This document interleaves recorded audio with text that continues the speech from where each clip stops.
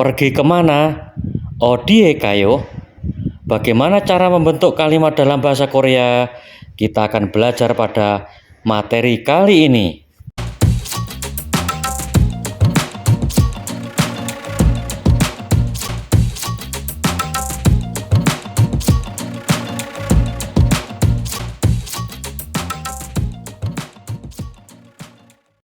Bagi teman-teman yang ingin belajar bahasa Korea, bisa bergabung bersama kami dengan menghubungi nomor WA kami di nomor 085 785 111 505.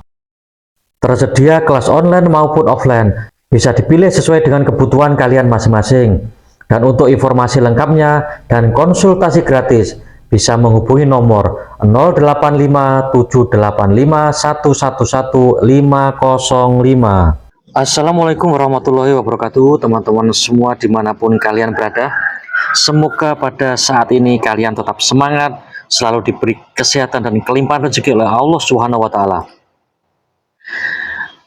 Pada materi terdahulu kita telah belajar tentang kata ganti dan kata tanya. Pada materi kali ini kita sudah memasuki pembentukan kalimat dalam bahasa Korea. Bagaimana sih membentuk kalimat dalam bahasa Korea?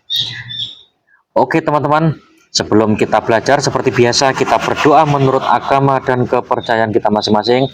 Semoga belajar kita kali ini dan setiap kita belajar selalu diberi pahala oleh Allah Subhanahu wa Ta'ala dan dipermudah proses belajarnya.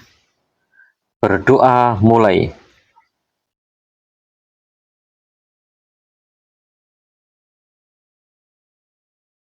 Selesai. Oke teman-teman, langsung pada materi pembentukan kalimat dalam bahasa Korea.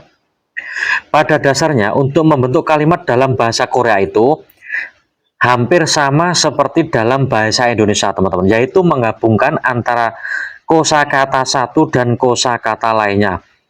Jadi kalimat adalah gabungan dari kosakata walaupun terdiri dari dua kosakata saja. Contoh, minum air. Minum artinya masida. Kalau diterjemahkan di dalam bentuk informal menjadi masyoyo. Masida i berubah menjadi yo.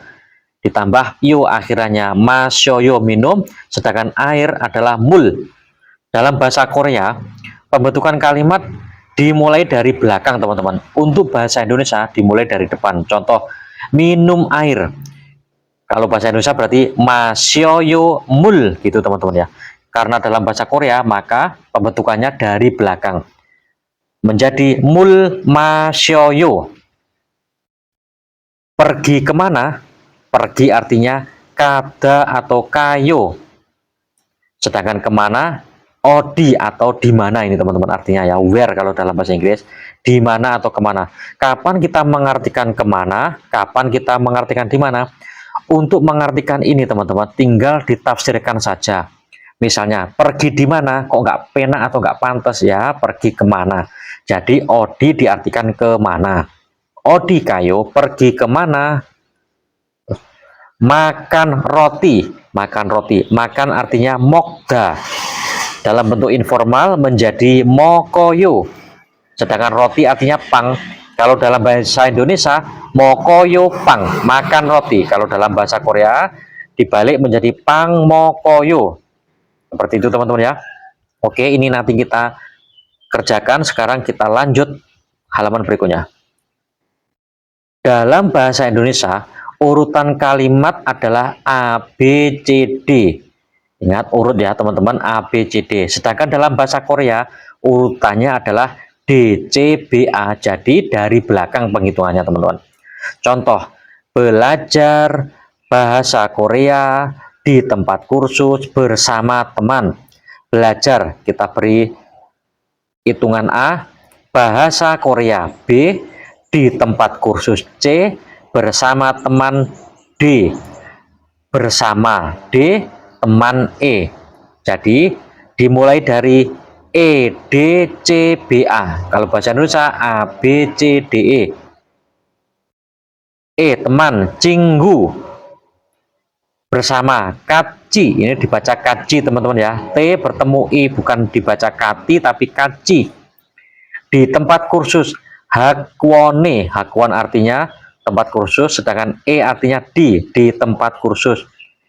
Bahasa Korea, Hangguko. Hangguk artinya Korea, artinya bahasa. Belajar, Kongbuheyo, tentu informalnya belajar.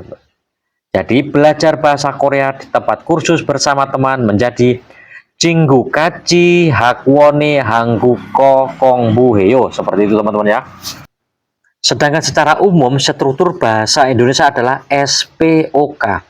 S artinya subjek, P artinya predikat, O objek, dan K artinya keterangan teman-teman. Keterangan bisa meliputi keterangan tempat, keterangan waktu, keterangan tujuan, keterangan cara, dan sebagainya. Artinya ini tetap keterangan. Sedangkan dalam bahasa Korea urutannya adalah SKOP, S-nya tetap di depan teman-teman, subjek. Sedangkan dalam bahasa Korea juga, subjek biasanya tidak ditulis, artinya langsung keterangan, objek, predikat. Kalau secara umum atau secara lengkap, subjek, keterangan, objek, predikat. Berarti predikat letaknya di belakang atau paling belakang. Sedangkan di depannya objek, keterangan. Sedangkan untuk keterangan, kalau ada keterangan waktu, keterangan tempat, keterangan cara, dan sebagainya, boleh diwolak-walik teman-teman ya. Keterangan waktu, keterangan tempat, keterangan cara, boleh diwolak-walik. Tetap keterangan di sini. Sedangkan subjek biasanya tidak ditulis. Kalau mau ditulis juga bisa.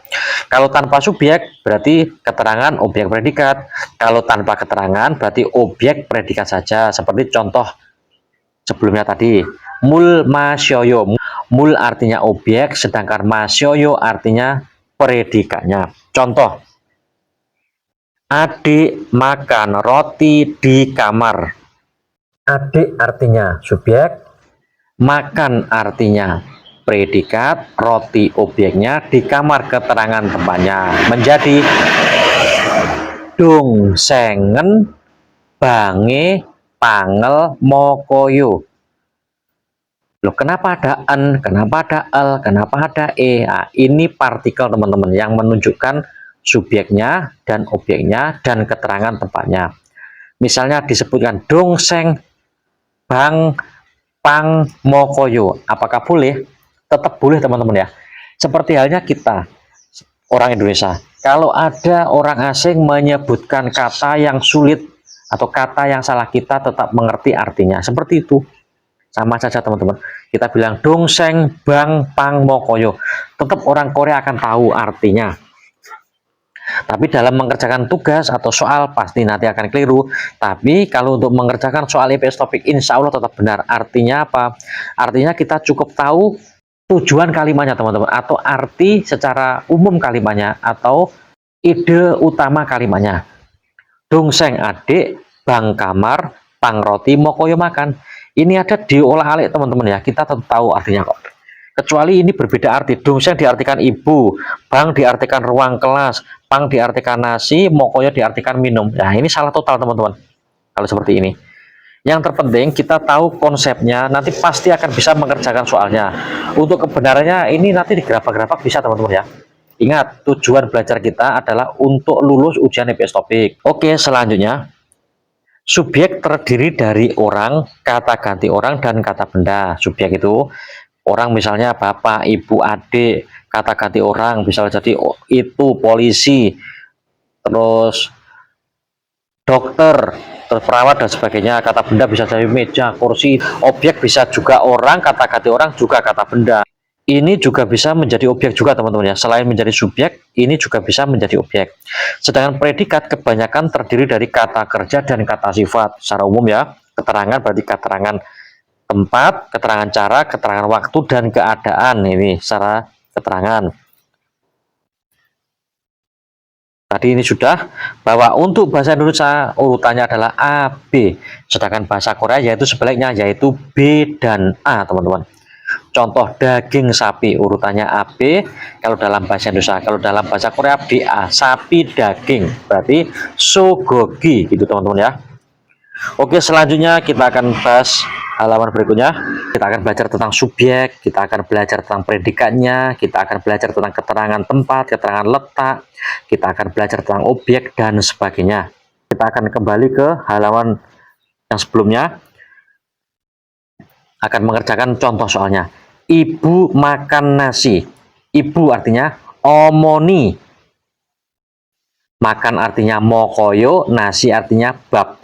Omoni mokoyo bab itu kalau konsep bahasa Indonesia. Sedangkan tadi sudah ada keterangan bahwasanya untuk struktur kalimatnya menggunakan SKOP. S-nya ibu berarti omoni, keterangannya K, tidak ada keterangan maka langsung objeknya adalah nasi. Bab, sedangkan predikatnya makan. Mokoyo, omoni bab mokoyo, itu kalimatnya teman-teman ya. Nanti sebenarnya secara khusus nanti akan ada partikel subjek dan partikel objeknya untuk mengetahui di mana atau objeknya, di mana atau subjeknya, nanti ada keterangannya atau partikelnya. Ini untuk pembentukan kalimatnya saja teman-teman ya, biar lebih ringkas. Jadi omoni bab mokoyo, seperti itu secara umum ya. Terus bapak pergi ke kantor.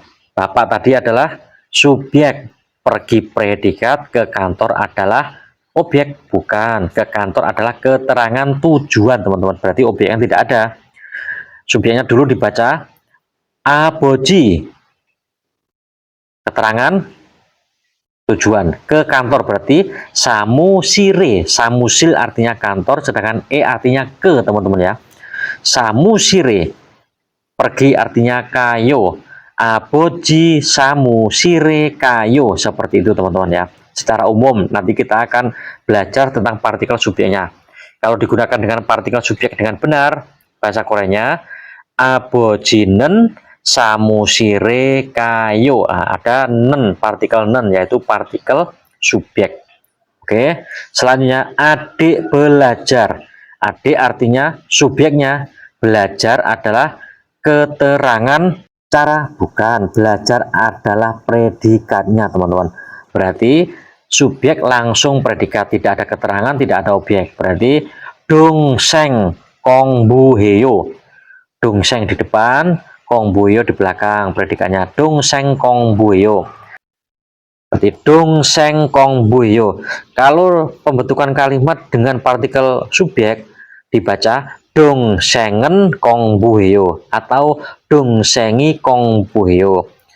Selanjutnya nanti kita akan belajar tentang partikel subjek, partikel objek, dan partikel keterangan teman-teman ya. Untuk materi kali ini secara sederhana pembentukan kalimatnya sudah, yaitu secara struktur SKOP, secara urutan D, C, B, A. Begitu teman-teman ya. Jadi dari belakang ke depan. Oke, saya akhiri dulu. Wassalamualaikum warahmatullahi wabarakatuh.